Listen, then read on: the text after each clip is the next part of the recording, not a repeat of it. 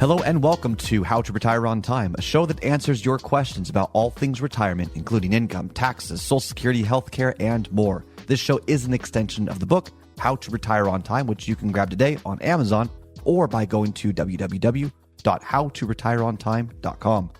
My name is Mike Decker. I'm the author of the book, How to Retire on Time, but I'm also a licensed financial advisor, insurance agent, and tax professional, which means when it comes to financial topics, we can pretty much talk about it all. Now, that said, please remember this is just a show. Everything you hear should be considered informational, as in not financial advice. If you want personalized financial advice, then request Your Wealth Analysis from my team today by going to www.yourwealthanalysis.com. With me in the studio today is Mr. David Franson. David, thanks for joining me today. Yes, thank you for having me. David's job here is he'll be reading your questions that you've submitted in, and I'm going to do my best to answer them. Now, you can send your questions in right now or really anytime during the week to 913-363-1234. Save that number in your phone, so when you think of it, you can remember and submit the question then. That number again is 913-363-1234, or you can email them to heymike@howtoretireontime.com. Let's begin. Hey, Mike, I'm 65 and looking at my healthcare options. What do you recommend?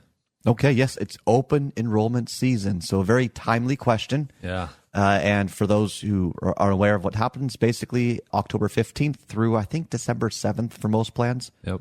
Everyone that's 65 or older that's on some sort of senior benefit government plan, Medicare basically, they can change their plan or renew their current plan. Now, before I answer this question, I really want to have a nice, frank disclosure. I am a licensed insurance agent in health, which means I can talk about healthcare plans. I do not work for the Medicare agency. I'm not a government employee. I don't represent them in any way. This is my opinion as I try to strategically help people understand what's offered there and understand their lifestyle and legacy goals and then mesh the two together. Let me say that a little bit differently. David. Yeah. What's your family health like? My family health? Yeah, I mean, are people generally healthy? Do they grow old and die? Are they dying with strokes and diabetes and all that earlier on? Like what? I'm going to put you on the spot here. What's your family health like? Yeah, generally everybody's pretty healthy. Yeah, everybody's lived a long time, and everybody currently in my home is healthy, so we're pretty blessed in that way. So that means we can take that information and incorporate it with your plan. Some people just have bad genetics. Sorry, you end up that way. You can't choose who birthed you. Right? You're given a set of genetics. And so these things matter. Now, in addition to your family health, genetics, diet, and exercise, these are factors that could influence your healthcare decision. You also want to incorporate what you're doing when it comes to your tax planning, your income planning, because these also could play a factor. So in healthcare, depending on which plan you do, traditional, supplement, or advantage, you might have different limits or different amounts of money you could spend in a catastrophe or not a catastrophe or normal visits. And so let's say if there's a catastrophe and you just got to spend more money and all of your money is in, let's say, an IRA account or pre-tax account, and you just got higher medical bills, well, what do? You have to take it out of there. That creates a tax issue, which could then bump you up into maybe a higher tax bracket. Now you've got IRMA surcharges, and this house of cards starts to fall apart, and you just end up paying more in multiple ways. This is why, I can't say it emphatically enough, healthcare planning is not an isolated event. Most people that deal with this area of retirement, senior benefits, I believe is technically the correct term to use here, is not an isolated thing. Yet so many people that are going to call you, they're probably already calling you. Hey, we'll help you pick out the plan. We'll help you do this. We'll help you do this. Well, talk to me. They're inundating you with calls and emails right now, buying lists and just seeing what they can get. They're not tax professionals. They're not licensed financial advisors in most situations, and they might not understand the full scope of what is at stake here. So here's how to address it. And I'm going to give it high level here first, and then let's talk about some of the definitions of traditional Medicare benefits, supplement, and advantage.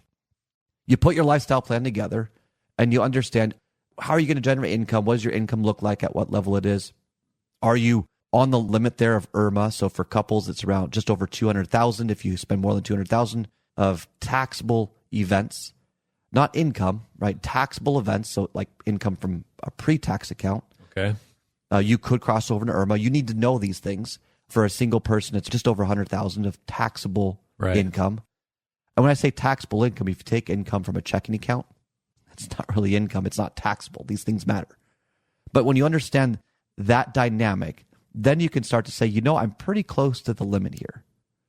Let's say you want 180,000 of income overall in retirement. You got some from pension, you got some from Social Security, and then you have some from your portfolio. Because you're close to the limit, you're going to be limited on your IRA to Roth conversions unless you want to go over to IRMA.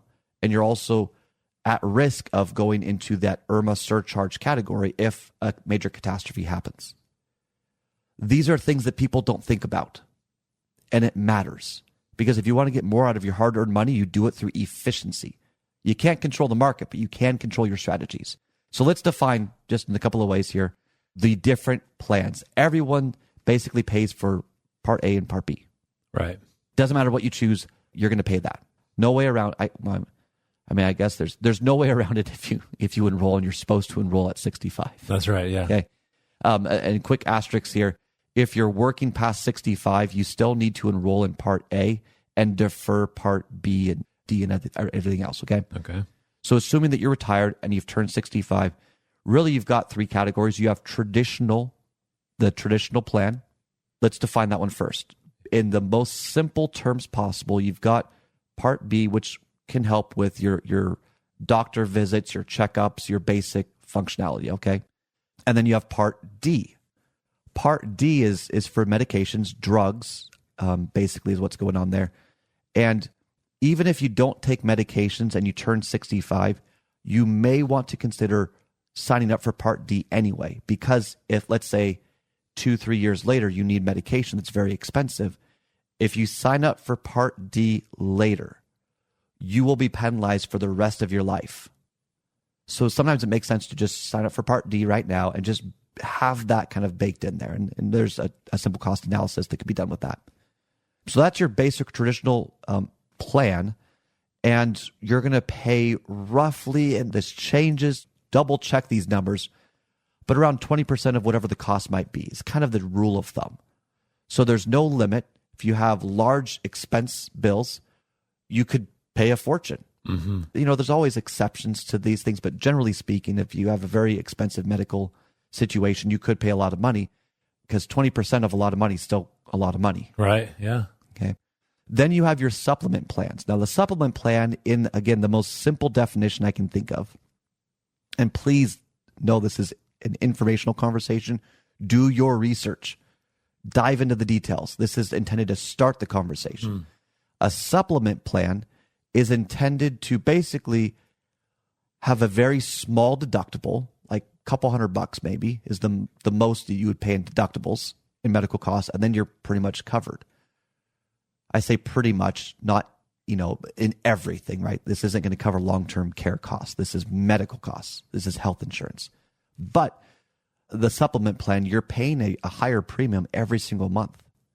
So there's some benefits there. Let's just take the difference between the two. Traditional, you're paying, let's say, 20% of whatever the costs are. There's no limit on that. But hey, if you don't have an expensive medical year, you don't have a lot of medical costs, you might save some money. If you're sick, the supplement plan might be better for you, even though you're paying monthly premiums and they're a higher premium than any of the other plans. Your deductible, your out-of-pocket expense in some sense, your deductible is the technical term here, is very limited. So really it helps protect it. That's like paying for insurance, basically, okay? And it's important to note with supplement plans, when you turn 65, you can join a supplement plan and not be denied. But if you're 67, 68, if you've already been on one of the plans and then you try to change into a supplement plan, you can be denied. That's often misunderstood. Okay, so there's some nuance in that. And this is, again, why the planning is important. All right. Insurance is not an investment. It is transferring risk. Which risks do you want to transfer, and how much are you willing to pay for that transference of risk? That's the simplest version about how to approach this. Now, the last one are the Advantage plans. Now, the Advantage plans are a way to where you don't really pay money for Advantage Plan. I mean, maybe you do. Just you got to look at the details. But the Advantage Plan is basically saying, all right, we're going to put a cap, a maximum out-of-pocket amount. You cannot spend more in medical costs above this amount. Let's say $3,600 a year. So you're putting a cap on there in case you have an accident, a horrible stroke, a horrible heart attack, whatever it might be. There's a cap expense in there. And it also helps kind of maintain this, what we're used to, access to the doctors and eye and vision. You're kind of selecting these other benefits that you might need. All three of them, when people give me absolutes, oh, well, no one should ever do this or that. That's bad advice. Everyone's different and everyone wants something different.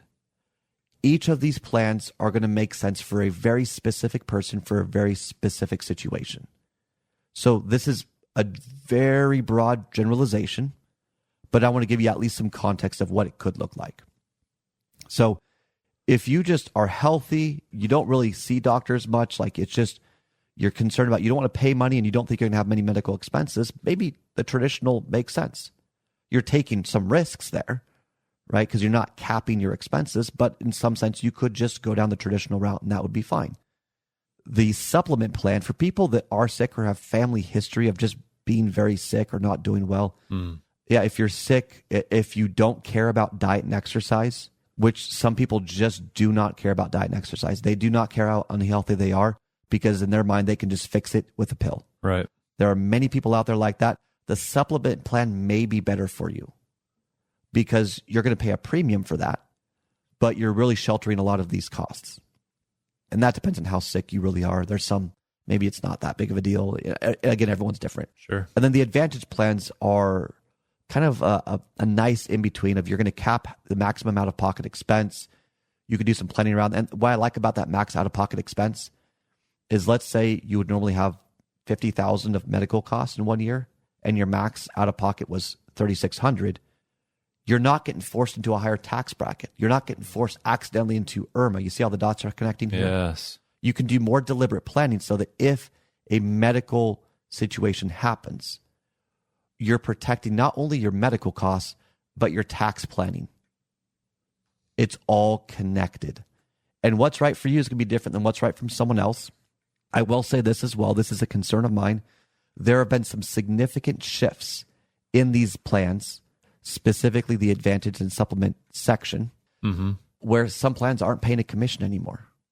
And my concern is I believe all agents are people that are pleasant. They're fun to talk to. I believe they do try to do their best. But I'm concerned about people getting convinced to go into a different plan so that they can get a commission, even though it's basically the same thing, when the other plan might just be a little bit less money. I know there are regulations out there that say you're supposed to put the best interest first. I know the suitability process. I know it's out there and it's well intended. But my concern is the rationalization of, well, they said they wanted this, and so I went this way. Yeah. Rationalizing the suitability side of it, because some commissions could not be paid out if you just maintain certain things. So be very wary of that. We brought Medicare senior benefits and this whole conversation in-house because we started to not trust referring out to other people.